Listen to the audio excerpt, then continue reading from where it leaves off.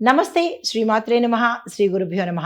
June నెల 10వ తారీఖు 2025 మంగళవారం నాటి పంచాంగం ప్రకారము శ్రీ విశ్వావసు నామ సంవత్సరం ఉత్తరాయణం గ్రీష్మ ఋతువు జ్యేష్ఠ మాసం శుక్లపక్షం.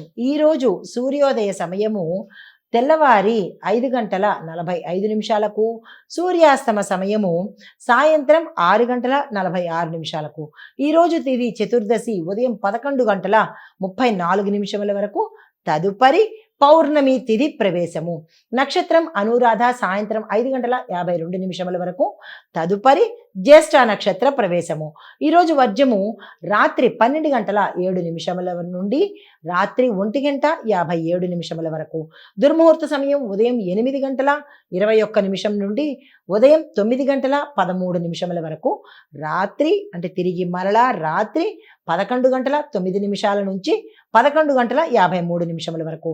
రాహుకాల సమయం మధ్యాహ్నం 3:30 నుంచి సాయంత్రం 5:08 వరకు. యమగండ కాలం ఉదయం 9 గంటల నుంచి ఉదయం 10:38 వరకు. బ్రహ్మముహూర్త సమయం తెల్లవారుజామున 4:09 నుంచి తెల్లవారి 4:57 వరకు. అమృత గడియలు ఉదయం 6:32 నుంచి ఉదయం 8:13 వరకు. అభిజిత్ ముహూర్తము ఉదయం 11:49 నుంచి మధ్యాహ్నం 12:41 వరకు. ఇది నేటి పంచాంగం. నమస్తే. జూన్ 10, 2025 నాటి మంగళవారం రోజు దిన ఫలితాలు, వాటి యొక్క గ్రహ ఫలితాలు అంటే ఈ దిన ఫలితాలలో మేషాది ద్వాదశ రాశుల వారికి ఎలా ఉండబోతోంది, గ్రహాల యొక్క ఫలితం ఎలా ఉంటుంది, అవి ఇచ్చే ప్రభావం ఏంటి, ఫలితాలు ఏంటి అనే అంశంలో ముందుగా గ్రహస్థితి చూస్తే చంద్రుడు వృశ్చిక రాశిలో అనురాధ నక్షత్రంలో సంచారం చేస్తున్నాడు. కుజగ్రహ ప్రభావము చాలా ఎక్కువగా ఉండబోతోంది. ఆవేశాలు ఎక్కువగా వస్తాయి. చాలా అప్రమత్తంగా ఉండాలి ఈ 12 రాశుల్లో సంచరించే ప్రతి ఒక్కరూ కూడా. అయితే ముందుగా మేషరాశిని చూసినట్టయితే ఆత్మవిశ్వాసంతో కనుక ముందుకు వెడితేనే మీరు ఏ పనినైనా నెగ్గించుకు రాగలుగుతారు. సహచరుల తోడుతో అంటే మీ యొక్క కలీగ్స్ కావచ్చు, ఫ్రెండ్స్ కావచ్చు, వారి యొక్క సహాయంతోనే ముందుకు వెళ్ళే పరిస్థితి గోచరిస్తోంది. కుటుంబంలో సామాన్యంగా ఉండబోతోంది. మీకు చెప్పదగిన పరిహారము సుబ్రహ్మణ్యేశ్వర స్వామి వారికి పూజ చేయించుకోవడము, ఆలయ దర్శనం చేసుకోండి. తదుపరి రాశి వృషభ రాశి. ఆర్థిక వ్యవహారాల్లో జాగ్రత్తలు పాటించండి. ఎందుకంటే మీరు నష్టపోయే అవకాశము, అది ఆన్లైన్లు కావచ్చు, లేదా అంటే దీని ద్వారా కావచ్చు, అంటే స్కాముల ద్వారా కావచ్చు.